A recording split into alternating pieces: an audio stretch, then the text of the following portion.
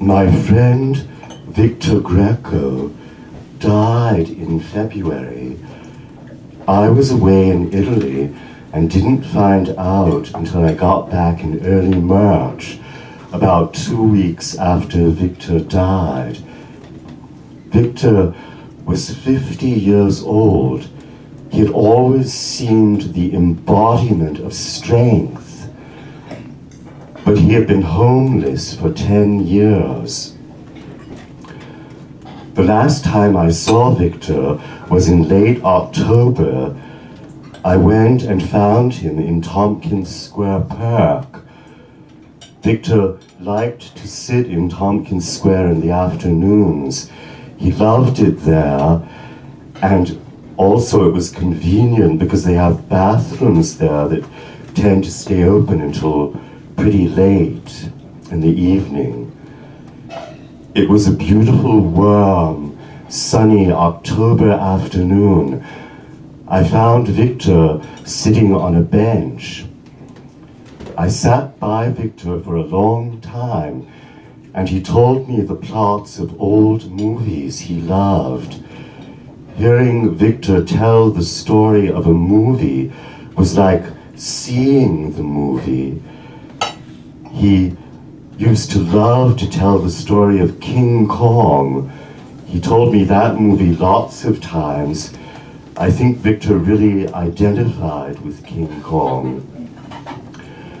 Victor always reminded me of Popeye the Sailor Man. Sometimes I would tell Victor that, and I think that really made Victor happy. Victor once gave me 2 cans of Popeye the Sailor Man spinach. I kept them when I moved. I still have them on the top shelf of my kitchen cabinet. Victor really was like Popeye. He wasn't tall. He was around 5'7", I think, but he had a well-muscled physique, especially his chest and arms, and he was heroic, like Popeye. He used to love to make me feel his biceps and tell him how strong he felt. And he had a deep masculine voice, tough and gravelly, just like Popeye's, and in winter he liked to grow a beard. He had a beautiful, thick, black beard. Victor used to live in the rooming house right next to mine. For 34 years, I lived in an old rooming house on East 10th Street, and for the last 16 years I lived there, I was the sole occupant, the last one living there. I had the whole place to myself, which was a pretty luxurious situation.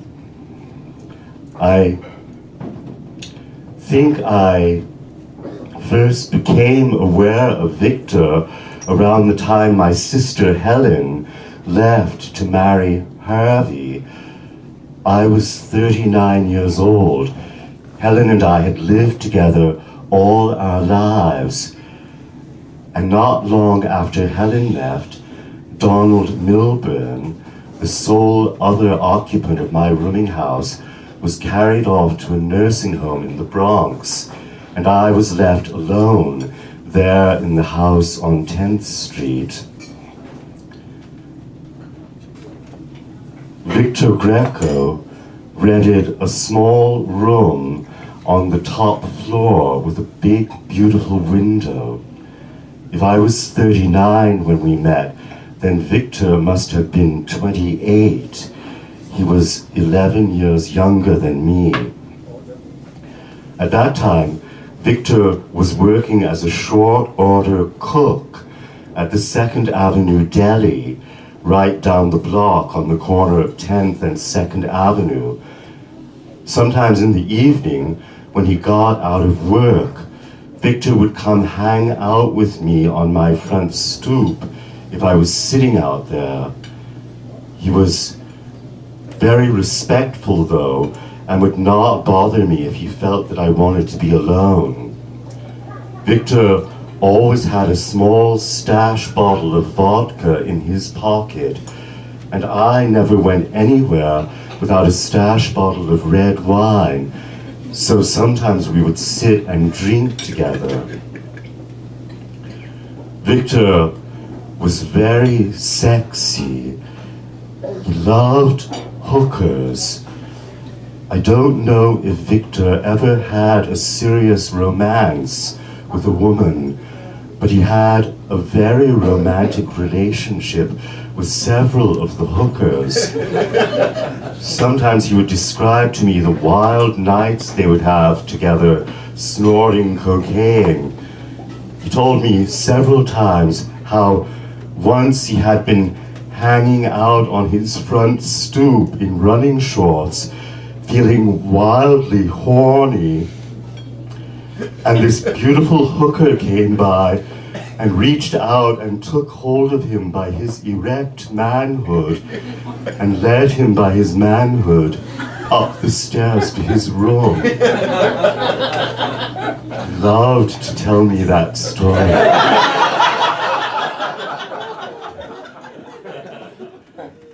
A few years after I met Victor, he got fired from his job at the 2nd Avenue Deli. I don't know why he was fired. Victor never managed to find another job. I think his personality was just too strong for him to do well behind the counter of a diner. I'm sure that's why he got fired. There was always something uncanny about Victor. He used to claim to be a werewolf, and I sort of believed him. Victor loved animals. Right around the time he lost his job, he got a dog, a big, beautiful German shepherd, whom he named Bull. I think it was a German shepherd. That's a police dog, isn't it? Yes. Okay, yes. And he named his dog Bull. Victor loved Bull, and Bull loved Victor. Bull was a very sexy and passionate dog. One night, I visited Victor in his room. When I went out into the hall to pee, Bull came with me into the bathroom. I watched as he stood on his hind legs at the sink. With both his front paws, Bull turned on the cold water faucet until the water was going full blast, and then he drank from the faucet. When I told Victor that, Victor laughed and said Bull still hadn't learned to turn the water off again when he finished drinking. He sounded very proud of Bull. Bull was a brilliant dog.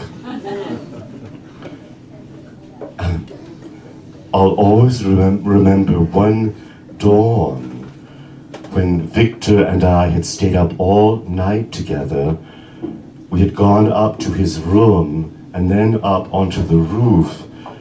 Victor stood there on the roof, gazing triumphantly out into the rising sun. I was very drunk. I sat there on the roof at Victor's feet, gazing up at him and thinking how heroic and handsome he was, and longing for him so deeply he could never have known. I guess after Victor lost his job, he got quickly way behind in his rent, and then his building was sold and the new landlord wanted everybody out.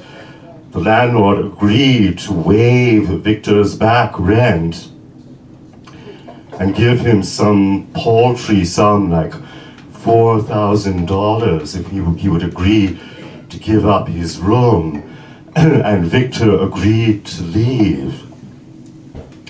Then Victor began squatting in the basement of his building. But after about a year, the landlord found out about that, and Victor became homeless. When that happened, Victor gave Bull away. He gave him to a man he knew who had a firm upstate and promised to take good care of Bull. I know it was a terrible loss for Victor to give Bull away. I remember one Thanksgiving, I went down the block to the 10th Street Block Association's Thanksgiving dinner in the parish hall of St. Mark's Church. Victor was there carving the turkeys. As a chef, he was an expert carver of fowl. When I sat down with my plate to eat, Victor came and sat beside me. I was quite stoned. I had smoked some pot to give myself courage to attend this function in a church hall. I remember I sat there admiring the beautiful masculine form of Victor's bald head. And I said something that must have come out sounding so vacuous. I said to Victor, "You have a beautiful head." Victor looked me straight in the eye. He waited a second and then said boldly, "Which one?" All I could do in reply was laugh. It probably came out like some cracked, hysterical giggle. My heart was aflutter and I felt faint. It certainly was one of the sexiest things anyone has ever said to me. It seemed to promise some half-dreamt of intimacy to come. Somehow, years went by. Victor used to write notes and letters and stories for me, and he would drop them through the mail slot of my front door. He wrote on whatever kind of paper he could find, pieces of the Village Voice, old advertisements, and pieces of cardboard. I have a whole big box full of things Victor wrote for me. I brought a drawing of Victor's with me tonight, which I'd like to show you. It's a self-portrait.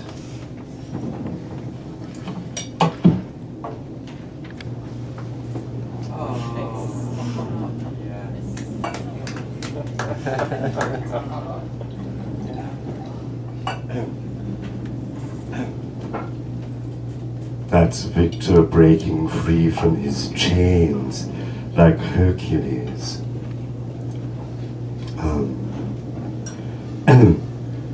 Victor wrote a lot about our adventures together on an intergalactic whaling ship, sailing through the stars. We would do battle with giant interstellar squid, and the interstellar whales would protect us. Victor and I were both part of the crew, as was Barbara, this fun lady who lived across the street, who was also a friend of Victor's. Victor used to meet Barbara every morning at dawn when she came out to walk her dog, Candle. Once Victor wrote me a poem, a bilingual poem in French and English. The French was Victor's French. La lune est brille, le ciel est noir. What is that creature at your door? La lune est brille was Victor's way of saying the moon is shining. and the two O's in door were drawn like a pair of peering eyes. It truly was like a creature at my door. I loved that poem. Victor truly was that creature at my door. Victor used to sleep by my front door sometimes if it wasn't too cold. My front door was set into a deep lintel of stone. Victor would sleep there, and I would just open the left-hand leaf of my double front door and step over him quietly and slip in and out of the house. It made me feel protected to have Victor sleeping there. And then I noticed a little triangular hollow dug into the stone by the base of my front door, there where the front door was set into the stone lintel. Victor had begun to dig into the stone, bit by bit carving out a niche there, a little triangular hollow by the base of my front door. Over the years, this little niche gradually got bigger, deeper. It never got big enough or deep enough to worry me. Eventually, it got deep enough that Victor might have fit his fist there. It was his little secret cave by my front door. Sometimes, before I left 10th Street, Victor would make me let him inside. I would let Victor into my downstairs hall, and behind the locked front door, we would kiss. And Victor would say romantic things to me and force me onto the floor at his feet. And yes, he had a beautiful head. Both his heads were beautiful.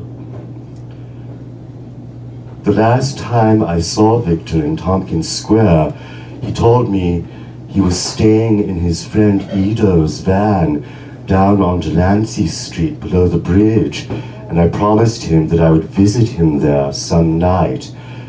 But then I ran out of time before I had to leave, and it got so cold. Ido found Victor in the van. Barbara told me the coroner said he died of natural causes.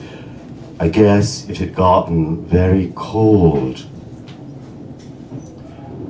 I failed Victor, and there's no excuse.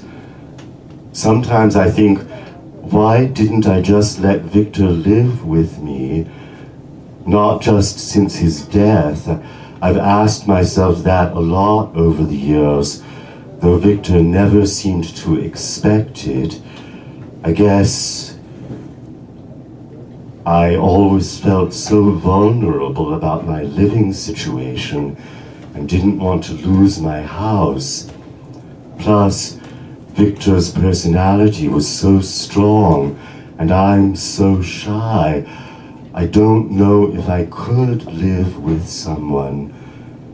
I've always been in love with solitude somehow. I don't know why.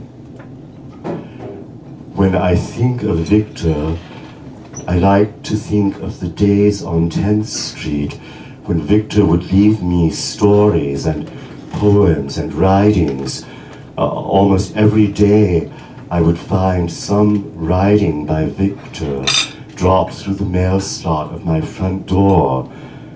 I like to think of Victor sleeping there with his fist curled up inside the little cave he carved for himself in the stone.